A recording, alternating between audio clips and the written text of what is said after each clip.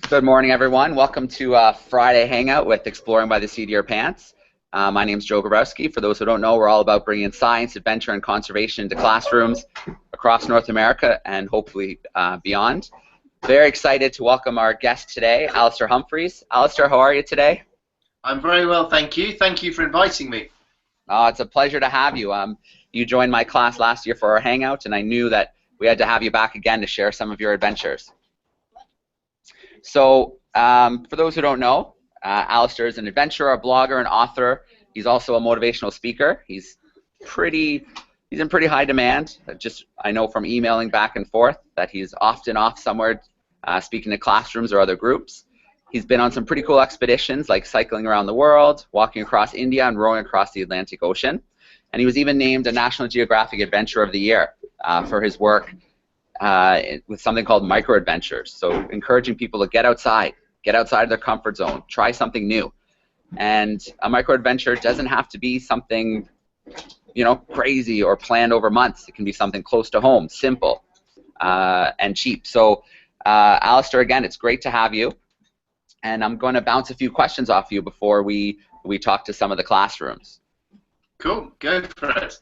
All right. So first of all, one of your first big kind of expeditions was cycling around the world, and I know 2 books came out of that. I've had the pleasure of reading both of them. Can you tell me a little bit about what it's like seeing the world by bike? How is it different than other perspectives? I think, and I might be biased, but I think that traveling by bike is the single best way to have an adventure. It's pretty cheap. It's pretty simple. You don't need lots of expertise or lots of training. You just need a bike and a tent. You don't even need to be very strong and fit. You get tired the first few days, and then within a few days you become very, very strong and very fit. So anyone can do it.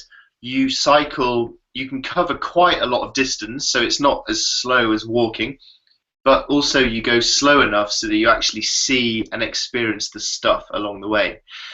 It's difficult, which is important. You want to have a challenge, but it's not ridiculously difficult. It's fun as well. You get to enjoy the downhills. So I think in every way the bicycle is the perfect way for an adventure. And whenever people email me asking me what might be a fun adventure for them to try, I always say you couldn't do much better than to put a tent on the back of your bike and head out from your front door and see where you get. Awesome. So that trip obviously it covered a lot of distance, dozens of countries, and so summarizing it in a few sentences is impossible, but could you maybe share a high and a low from that journey? Sure. Well, I've got quite good at summarizing it, so I can do that as well. I cycled from England to South Africa. I crossed the Atlantic Ocean on a sailing boat. Then I cycled from the bottom of South America all the way up South America, up the west coast of the US, up the west of Canada, and all the way up to northern Alaska, crossed over to Siberia, and then cycled through Russia, Japan, China, and all the way across Asia, back home to England. It took me 4 years to do, 46,000 miles. I think one of the highlights of it were the people that I met around the world. Getting to interact and meet with people of all different nationalities, races, religions, different rich people, poor people, was just a brilliant privilege, and it made me feel very positive about the world being a really good place. I think probably the hardest part of the trip was the loneliness of it. I was basically on my own for 4 years. That's quite a long time away from your friends and family, and I found that part of the trip quite hard. Okay, and then so moving on to another expedition, I know it wasn't too long ago that you visited Greenland, a place I'd love to visit. It looks like just a beautiful spot, and you skied right up onto the ice shelf. Can you talk a little bit about that trip, that expedition? Yeah, Greenland and expeditions like that are in many ways the opposite of bicycle trips because they require lots of expensive equipment, they require complicated planning, they require quite a level of expertise. However, it's a wonderful place to go. You arrive in a tiny little aeroplane. There's no safety seat belts or anything like that. We were sitting in the plane with a big gun, which we had for polar bear protection. It's quite an exciting way to travel. And the plane lands on the ice and bounces across the glacier, and they quickly chuck you out with all of your gear. You have to be quick because the plane doesn't want its propellers to stop. And then the plane takes off and just leaves you completely in the middle of nowhere, hundreds and hundreds of miles from the nearest human, surrounded by ice. It's an incredibly beautiful place to be. It's very cold. It's about -20 when I was there. It's very cold, but it's beautiful. And we skied pulling big sledges. They call them pulks. Pulled with all of our gear, all of our food, our equipment, fuel for melting snow into drinking water, and we pulled that through the Watkins Mountains and up onto the Greenland ice cap. It was a difficult trip, but it was incredibly beautiful, and it's somewhere I'd love to go back to. All right, so that's an expedition that, like you said, obviously took a lot of planning, and a lot of things had to go right, and probably a large expense as well. So on the flip side, something that you push and you've written about extensively is microadventures. Can you tell the students a little bit about a microadventure today? Sure. I've been lucky now for quite a few years to be doing these big adventures, and people now call me an adventurer. But sometimes people seem to make the mistake that adventures is only what adventurers can do, and it's not what normal people can do. And so what I've been trying to do is to say to people, look, you don't need to go all the way around the world to have an adventure. You can have an adventure close to home. You can have an adventure this weekend with your family. You don't need a lot of time. You don't need a lot of money. You just need to go somewhere you've never been before, go somewhere different, do something new, get out into nature, preferably camp out for the night. And if you do those things, then a lot of those things are exactly why I do my big adventures. So you can do that yourself anywhere. And I call these micro-adventures. So I've been encouraging people just to try and squeeze adventures into their busy daily lives. And I've been really happy to see how popular the idea has become. They've got loads of people all over the world sleeping on hills, swimming in rivers, which I think is brilliant. All right, well, I hope after this hangout that we have students all over North America who will be inspired to go out somewhere this summer, even this spring, and throw their tent somewhere or go somewhere they haven't been before, explore their local community a little bit. And I think that's what's so cool about microadventures is anybody can do it. So that's awesome. Well, I know one of the schools here today is in Texas, and if you look on my website, I have three videos actually, of microadventures I've done in Texas. I was in Texas a year or so ago and did a few microadventures there and made little films of them, so you might enjoy those.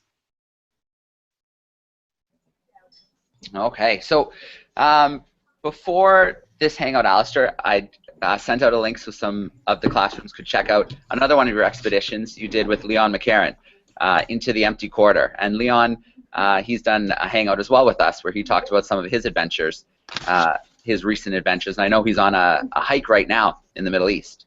So before we jump to some Q&A with the classrooms about that adventure, can you tell me a little bit about the adventure and kind of what inspired it? Sure, and it's a good time for this question. I don't know if you had it in America, but yesterday was World Book Day. So there were classes all around the UK have been reading their favourite books, and books have always been really important to me and have inspired a lot of my own trips. And one of my favourite ever adventure books is a book called Arabian Sands by an old explorer called Wilfred Thesiger. And he crossed the big desert called the Empty Quarter, and he crossed it by camel. And I love that book, and I've always wanted to. But I couldn't afford any camels. I don't know how to drive camels, so I made a sort of cheaper version of the trip by making a cart, like a glorified shopping trolley, really, which my friend Leon and we loaded up with all of the gear we needed. It had about 600 pounds of food and water and camera gear, and we pulled it for 1,000 miles through the Empty Quarter from Oman up to Dubai. And it was a fascinating trip for two reasons.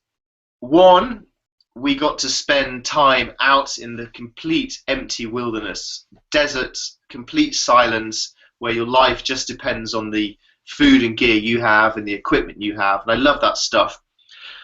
But also it was really interesting to see how the world is changing.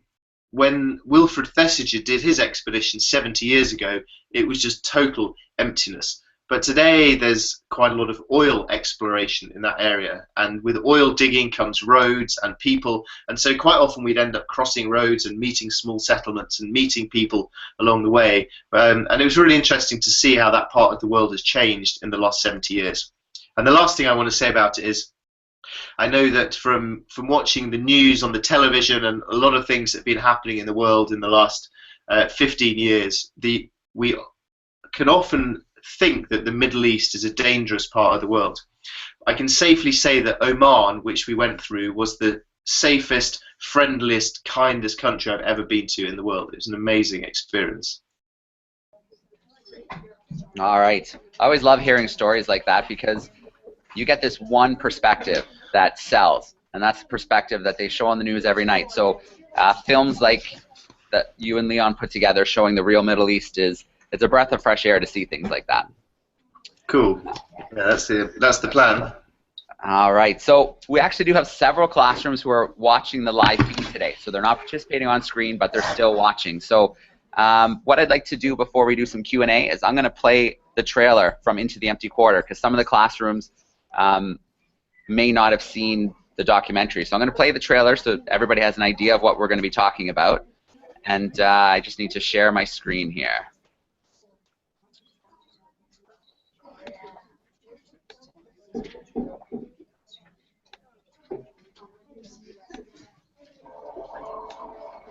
This expedition hasn't turned out at all how I thought it was, and perhaps that's why I've enjoyed it so much. I've just sent an email to Leon, a friend of a friend. Would you be interested in a long walk? 6 to 8 weeks, desert, pulling your car, home for Christmas. Who can possibly say no to that? Even though I didn't know this guy very well, I really couldn't say no. This is the sort of thing I love. Wilfred Thesiger was an icon of British adventure. His greatest journey was crossing the empty water desert, and ever since I first read Thesiger's book, I dreamt that one day I'd make a journey of my own into the empty quarter. We have no idea what to do with camels, so instead we will put all of our supplies in a homemade cart. It's a very bad idea. Since it's a serious desert, we can't make mistakes.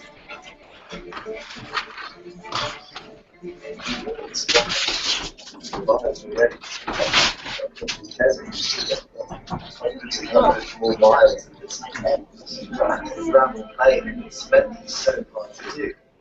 Plan featureless things that attracted me to my idea of how to do it.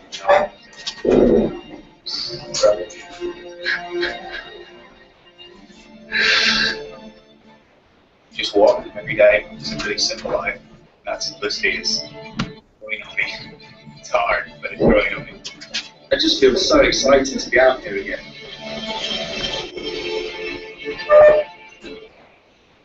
I'm really going to go out and do things to see what life has to offer. It's hard, but it's wonderful.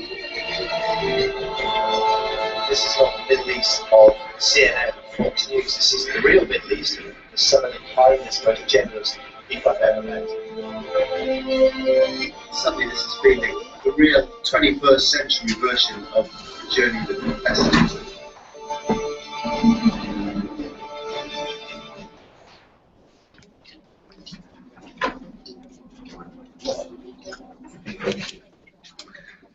All right, let's bring it back. So for those who would like to dig a little bit deeper, there is a 20-minute version on YouTube of Into the Empty Quarter, which you might want to check out after this. So for classrooms who are joining and just watching, please feel free to go to the Google Plus page and submit some questions that way. You can submit right to the page and we'll try to get to some. So let us know where you are and we'll get to a few. But our classrooms joining us today, I'll just give them a little introduction.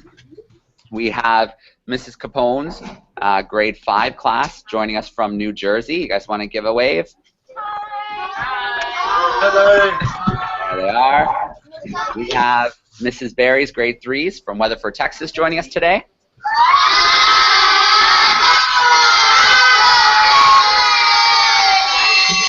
All right, we have some 6th graders from Lincoln Intermediate in Farmington, Missouri, joining us today.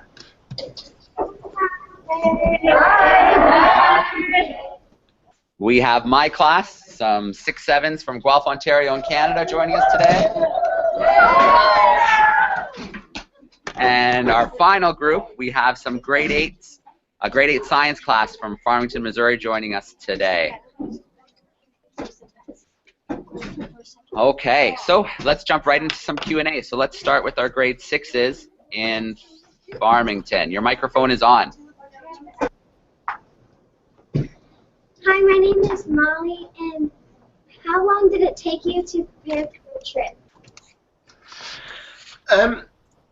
Different trips take different amount of time to prepare for. So when I prepared to cycle around the world, that took me about 4 years of dreaming, reading books, trying to think of exciting plans, trying to get myself brave, and then about 9 months of actual planning. The desert trip that you just saw the short video clip of, that was much shorter notice, and that was about 2 months of planning and preparing for that one.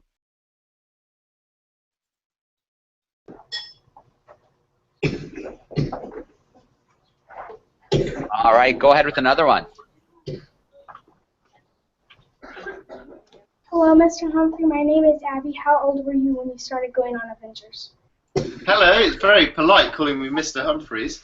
When I was a boy, I used to really enjoy, I grew up in the countryside, I used to enjoy climbing hills and swimming in rivers and just being out in nature. So I've always enjoyed it as a kid, but I wasn't really a very brave or adventurous child. So I didn't really do anything very exciting until I was an adult. And the first big trip I did, which was cycling around the world, I did that when I was 24 years old. I started when I was 24 and I finished when I was 29. So I had 4 birthdays on the road. Thank you.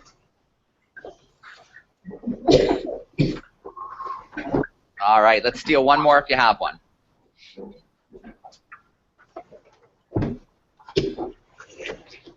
Hello, my name is Victoria. Were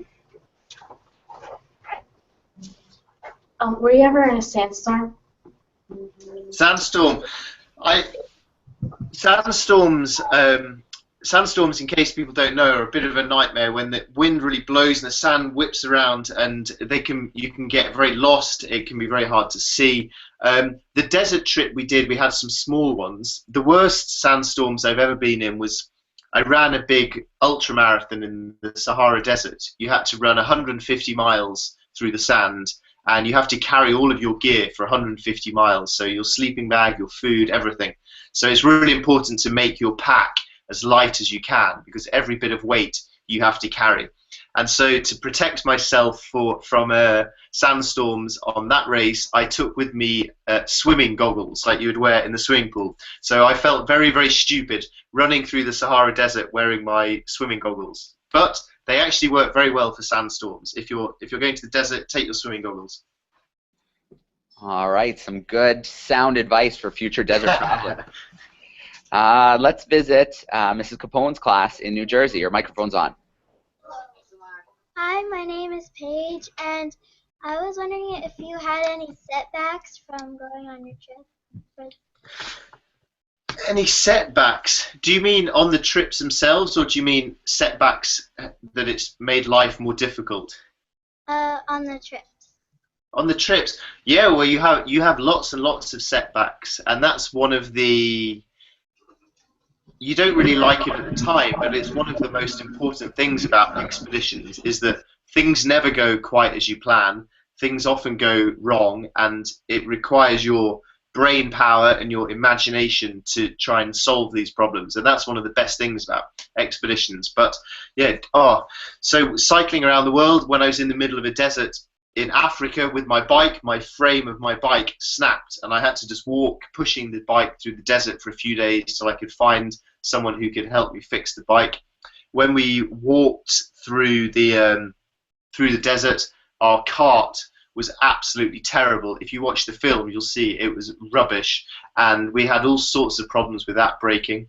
When I rowed across the Atlantic Ocean, we were in a small little rowing boat, 4 people out at sea for 45 days, and in the middle of the ocean, our boat started leaking, taking in lots of water, and you have to rush around and fix that before you sink.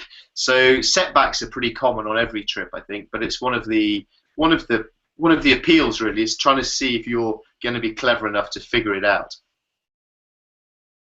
Thank you. Hi, my name's Olivia, and I was wondering, why did you choose Leon as your partner for the trip to the desert? I wondered the same question myself. Sometimes I like doing trips by myself. Sometimes I like doing them with other people. If you're making a film, I think it's good to have someone else who can be a character in the story. It makes it more interesting. I didn't really know Leon before the trip, so it was a bit of a risk. Going on a trip with someone you don't know is a risk because you might not like them at all.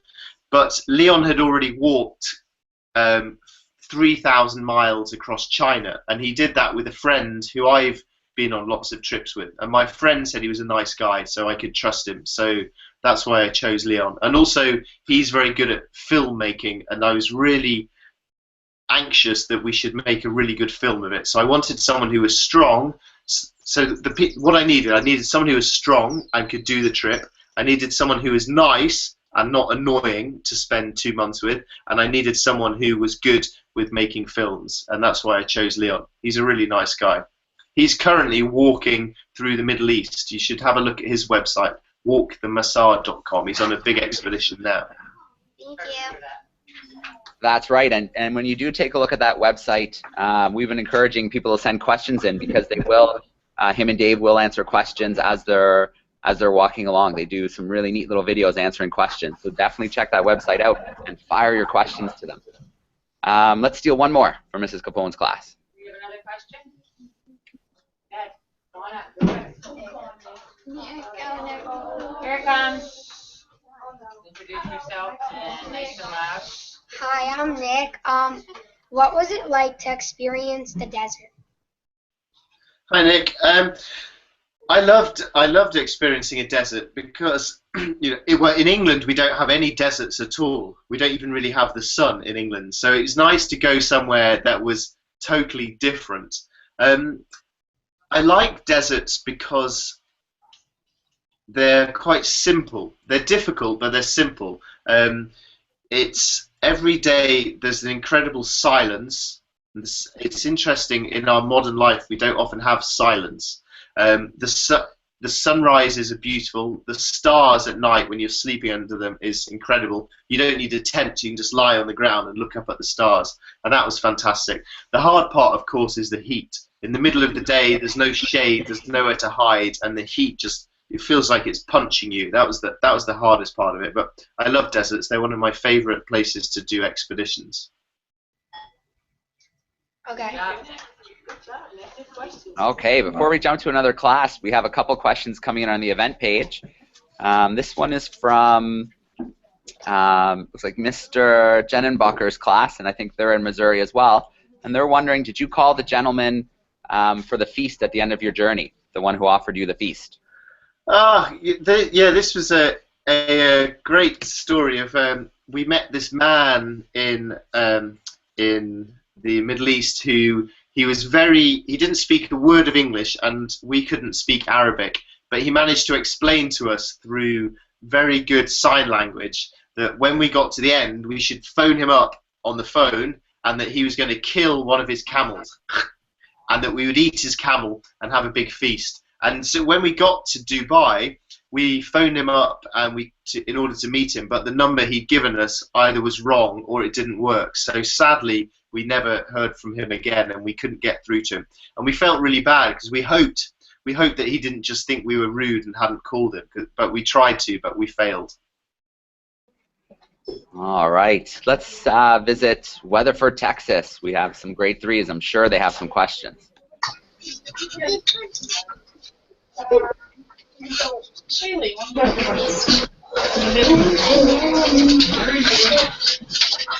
Finally, getting to the we're celebrating Dr. Tuesday too. Okay. Gabby, want to ask you a question? Okay. Jake, you asked a question. Gabby, do you have a question? No. Hold on. Hold on. I'm coming. Hold on. Sorry, we have two classes all crunched together.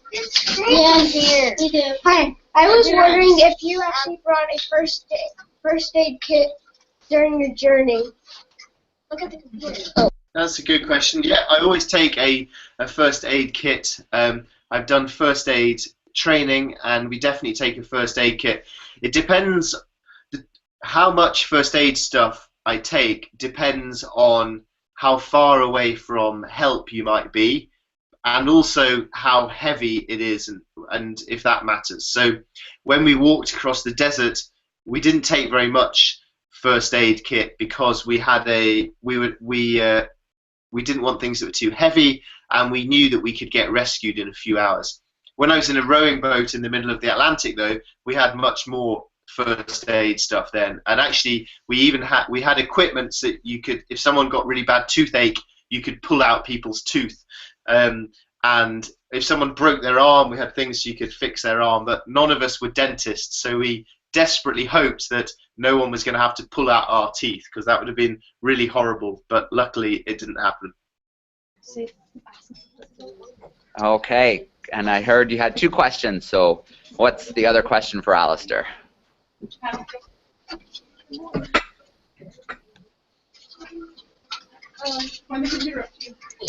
It like this?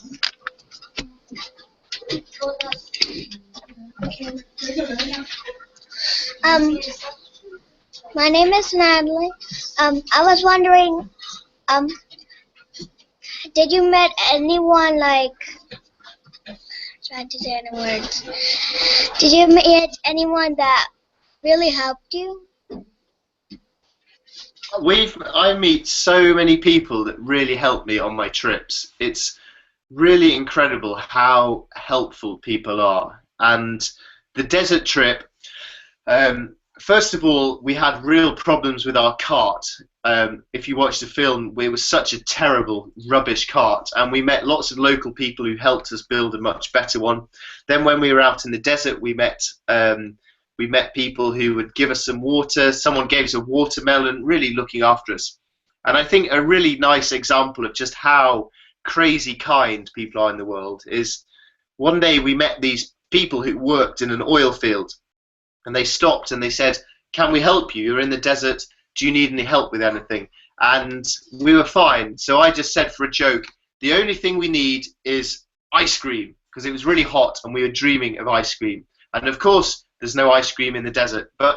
And they laughed and they drove away. And about 2 days later, they came back, and they were coming back from a town, and they bought some ice creams, and they drove as fast as they could through the desert before the ice creams melted to give them to us. That's how amazingly kind people were on the trip through the Middle East.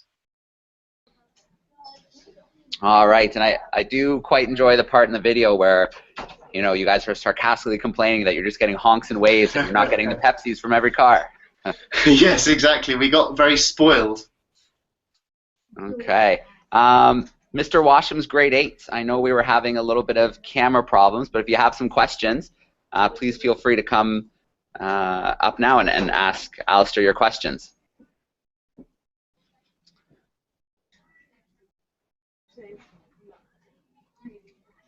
Okay, and if we are still having that little bit of trouble, there is a chat sidebar. So it's a blue icon where you can type your questions right into the hangout, so I can keep an eye out for them. So we do have more questions coming in the event page. So this one's from looks like someone named John England. So this is from Missouri as well. You've done a lot of the macro adventures. Do you remember your first micro adventure? My first micro adventure.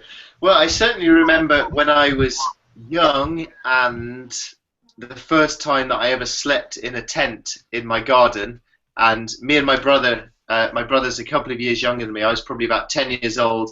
We slept in the garden, and we were so excited until what felt like the middle of the night, but was probably about 10 p.m. when we both suddenly got really scared of monsters, and we ran inside to go to bed. So my first adventure failed. But what I've learned is that little things like sleeping in your garden and listening to the bird song and listening to the stars is just as cool to do in your garden at home as it is to go halfway around the world to do in a desert. So I'd really encourage people to do more of stuff like that. All right, I just got a message from Mr. Washam. His grade 8s are ready with their questions. No, all right, Jacob, go. When you made the call, was it harder to pull it on the desert sand than on the beach sand? Yeah, I'm quite embarrassed by this cart because I'm supposed to be this professional adventurer, and we made the worst cart in history, which I'm sure any of you lot could have made. You should have helped me and make it much better. It was harder. It was actually, to our relief, it was actually harder on the sand in England. So if you haven't seen the film, we had a chance to practice on the beach, a really horrible beach just outside London in the pouring rain, and the wet, thick sand was actually much harder than the desert. So the training bit was the hardest part.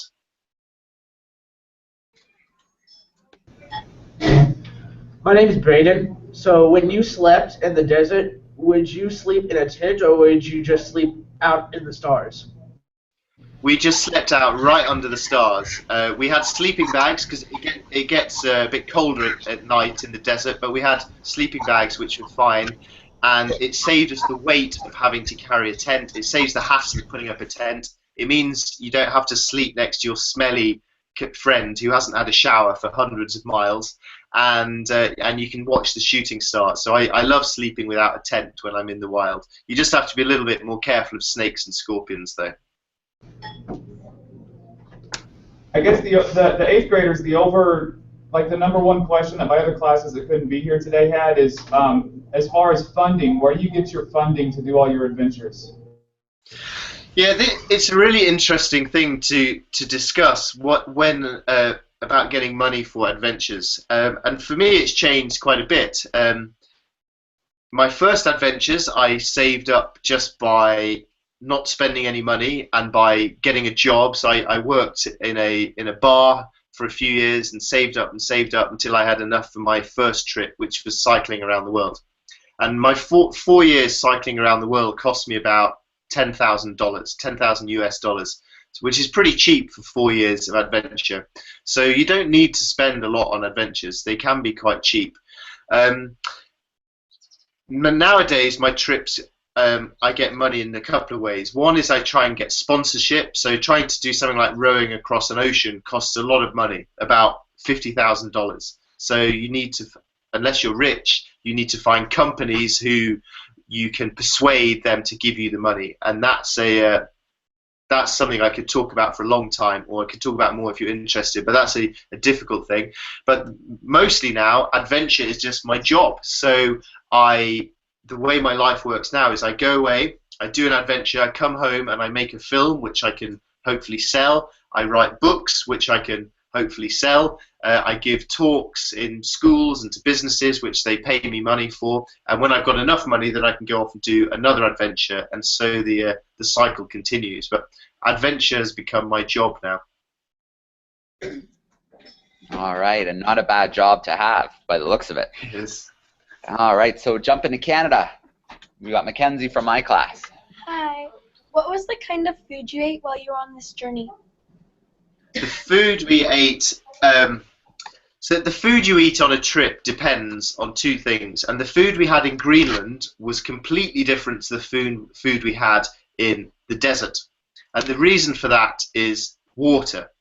When you go to the Arctic, somewhere like Greenland, there is water everywhere. Snow and ice is all water. So you don't need to carry water. All you need to carry is dry food that you can add water to once you've melted the snow. So you take dehydrated, dry camping food. When you're in a desert, though, there's no water. So you have to carry all of your water. So there's no point carrying dehydrated camping food. You can just take normal food. The downside is there's no refrigeration in the desert, so you can't take much fresh food. So we ended up in the desert taking lots of cans of food, canned meat, canned fruit, canned vegetables that we would eat, and also a lot of pasta for energy, and then more traditional desert food, a lot of dates and nuts, which is the sort of thing people have eaten in the desert for years. And we also eat a huge number of ramen noodles, instant noodles, just because they are very cheap and a bit disgusting. All right, Ryan, come on up. Okay. What do you plan to do in your future? That's a good question. What am I going to do in the future? Well, I've just written a new book, which I've just got a copy through. This is my new book. It's called Grand Adventures. And so for the next couple of months, my main effort will be trying to make people buy that book. And then I'm going to start writing more children's books. I've written 3 books for children now, and I'm going to write another one. In terms of my adventures, the micro-adventures I've been doing, the small local adventures that I've been making and filming, they've been going really well. So I think for this summer, I'll be doing more of that, small local adventures, trying to encourage people to have adventures close to where they live. All right, so just looking at where you're hanging out right now, it looks like you have kind of like an adventure hangout. Is that where you do a lot of your planning, a lot of your writing? In here, yeah, this is my shed. That I love this. It's a little cabin in my back garden with maps on the walls, got big maps on the ceiling, and it's where I write my books and where I make my plans for adventures. I've always wanted to have some cool place where I could write books, and my micro adventures book is the first book I've ever made that sold more than about 10 copies. So I spent the money from that on building my shed to write my new books. I love it in here. All right, we have a couple more questions that came in through the event page. So let's see. Mr. England's 5th grade class are wondering, have you encountered any animals that were unique or dangerous? On the desert trip, there were 2 things that we were worried about. One is something called a camel spider, which if you look up on YouTube are big, scary, quite disgusting looking things that can cause you horrible bites. We didn't actually see any of those. And the other was scorpions. We saw quite a lot of scorpions. And the main problem with scorpions is things like in the morning when you wake up, you have to make sure that you shake out your shoes so that there's no scorpion living inside there. That's the main sort of risk for them. But thankfully, we didn't have any problems with them. All right, one more from the event page. Looks like we have Mrs. Typhoner, maybe her group watching along, and they're wondering, did you ever run out of food or water on an adventure, or maybe this desert one? But definitely, on the desert trip, we definitely didn't run out of food or water, just because the consequences of running out of water in particular would be so severe. If you run out of water in the desert, you will die in a couple of days, and therefore we made very certain that we didn't. When I was cycling around the world, that was more of a journey than an expedition, and by that I mean that I was just buying food in shops along the way, and in some countries it's quite hard to work out how far it is to the next shop, so that was often a bit more of a lottery. I cycled through the Andes in South America, and for a few days the only food I had left was spaghetti and sugar. So I ate spaghetti and sugar every meal, which was a bit disgusting. In Egypt, I once completely ran out of food, and I had about a day and a half until I got to the next town, and along the way there was a petrol station, so I thought, oh, I can definitely get some food at the gas station, but they didn't sell food. But the kind man who worked there, he gave me 2 onions, so my meal for a whole day was 2 onions, which meant I had very, very smelly breath. Probably not conducive to meeting some new people and making new friends. Exactly. Yeah. All right, and then looks like we have Miss Thurman's group watching along, and they were wondering, did you ever get out on an expedition and realize, oh no, I forgot to bring something important? The worst example of this was rowing across the Atlantic Ocean. And when you row an ocean, you are totally committed. The equipment you have on the boat is all that you have. And even if you had $1 million in cash, that couldn't get you anything extra. And what we learned very quickly on the ocean was that we needed a funnel, just a small, cheap plastic funnel, because the only way we could cook our food was we had a little stove which could deal with the rocking of the ocean. But when that was boiled, you then had this pan of boiling hot water which you had to pour into your meal while the boat is swaying around like this. And if we just had a plastic funnel for about 50 cents, that would have saved a lot of burnt fingers. And also we learnt that we should have taken more than 1 spoon each, because you do the washing up just by reaching over the side of the boat and washing up in the sea, and we quickly lost 3 spoons. So 4 guys had to share 1 spoon for the last month of the trip. Okay, and so maybe as a final question, Alastair, obviously you went on this journey into the empty quarter, filmed along the way, put the film together. You found some success with that film, and that actually led to a little bit of a mini Canadian adventure. Can you tell us a little bit about that? Well, one thing that's really cool, and it would be worth you all looking out for if it comes near to you, is a thing called the Banff Film Festival. Banff's a pretty small town in Canada, but they have the best adventure film festival in the whole world, and they take their films all around the world on tour. And our film got chosen for Banff, which is one of the most exciting, proud things in my whole life. I couldn't believe it. And so we got chosen for our film to show at this festival. So Leon and I decided to fly to Canada to go and see our film at the festival. But we thought, so we obviously had to fly in the plane from England to Canada, but we then thought it would be a bit boring to just get in a bus and go from the airport to the place where the film was. So we decided to walk there.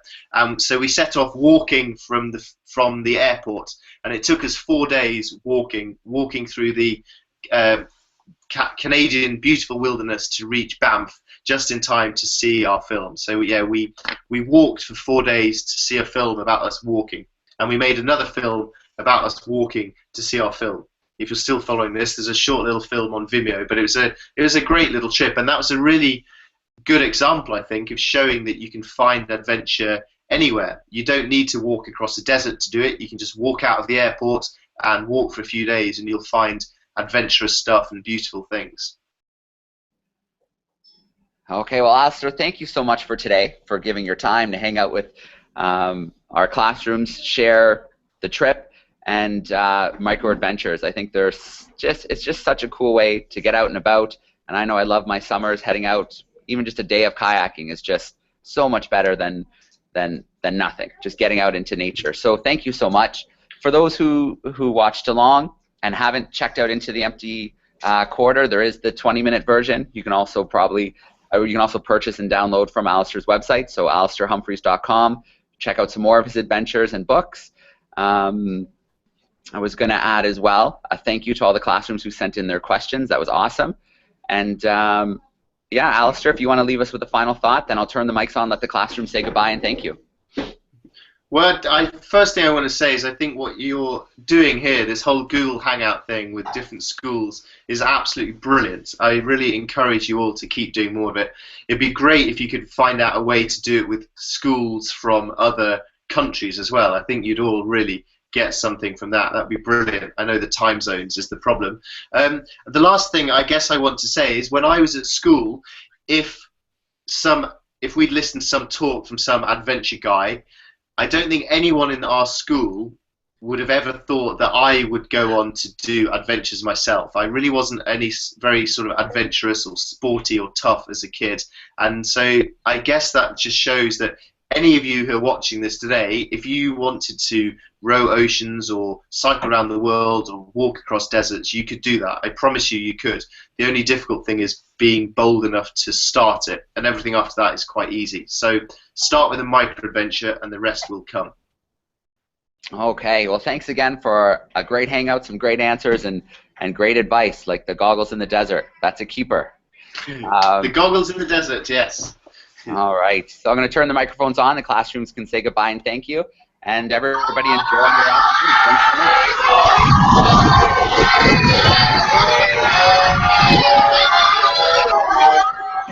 All right, signing off for today. Thanks, everybody. Enjoy the rest of your days.